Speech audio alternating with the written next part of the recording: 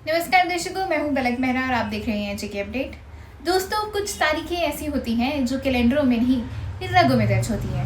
कुछ इसी तरह की तारीख है 26 जनवरी। सोचिए, एक देश जो आज़ाद तो है लेकिन अभी भी अपने नियम किसी और के बनाए हुए मानता हूँ। 15 अगस्त 1947 तिरंगा लहरा तो गया, पर सवाल ये था, क्या हम सच में आज़ाद हैं? तारीख को समझने के लिए हमें जाना होगा साल 1929। ठंडी दिसंबर की रात, लाहौर की धरती, हजारों लोग, लेकिन चेहरे पर एक ही सवाल।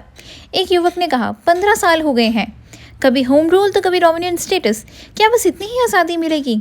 वहीं एक महिला बोली, हमारे बच्चे क्या भीख में ही बड़े होंगे? मंच पर नेताओं की बैठक बैठी थी और काफ़ी गंभीर माहौल था। नेता बोले, ब्रिटिश सरकार कह रही है कि डोमिनेंट स्टेटस दे देंगे। वहीं दूसरे नेता ने कहा, पर इसका मतलब आज़ादी नहीं है, इसका मतलब है अंग्रेज़ों के नीचे लगना। गंभीर स्थिर आवाज़ में महात्मा गांधी बोले, अगर आज हम आधी आज़ादी स्वीकार कर लेंगे तो आने वाली पीढ़ियां पूरी आज़ादी मांगने की हिम्मत भी नहीं कर पाएगी। जवाहरलाल नेहरू बोले, अब समय आ गया है, या तो हम सब कुछ मांगे या हमेशा के लिए झुक जाएं। 31 दिसंबर 1929 की रात, रावी नदी के किनारे इतिहास सांस रोके खड़ा था। क्या आज कुछ बड़ा ऐलान होने वाला है? क्या आज सच में आज़ादी की बात होगी? वहीं जवाहरलाल नेहरू ने कहा, आज भारतीय राष्ट्रीय कांग्रेस ये घोषणा करती है कि भारत का अब सिर्फ एक ही लक्ष्य है, और वो है पूर्ण स्वराज।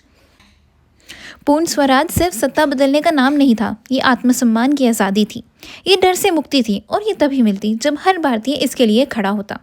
और तभी तय हो गया कि अंग्रेज़ों को सिर्फ बातों से नहीं, जनता की ताकत से जवाब दिया जाएगा। 26 जनवरी 1930, इस दिन को सभी नेताओं ने स्वतंत्रता दिवस के रूप में मनाया।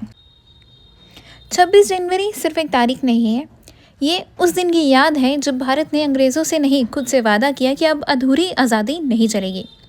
15 अगस्त 1947 भारत आज़ाद हुआ, लेकिन सबके चेहरों पर एक ही सवाल था, अब देश कौन चलाएगा? कानून कैसा बनेगा? हमारे अधिकार क्या होंगे? तब देश ने समझा, आज़ादी का मतलब सिर्फ अंग्रेज़ों का जाना नहीं था, अपने नियमों को खुद लिखना था। 1946 से 1949 देश की सबसे बड़ी बैठक, संविधान सभा। डॉक्टर भीमराव अंबेडकर ने कहा, ये संविधान किसी राजा के लिए नहीं, हम भारतीयों के लिए लिखा जाएगा। क्या सबको बराबरी मिलेगी? अंबेडकर ने कहा, हाँ, जाति, धर्म, लिंग, किसी के आधार पर भेदभाव नहीं होगा, और अगर सरकार गलत करे तो संविधान जनता की ढाल बनेगा। 2 साल 11 महीने और 18 दिन लगातार बहस, हजारों संशोधन और एक सपना, एक न्यायपूर्ण भारत।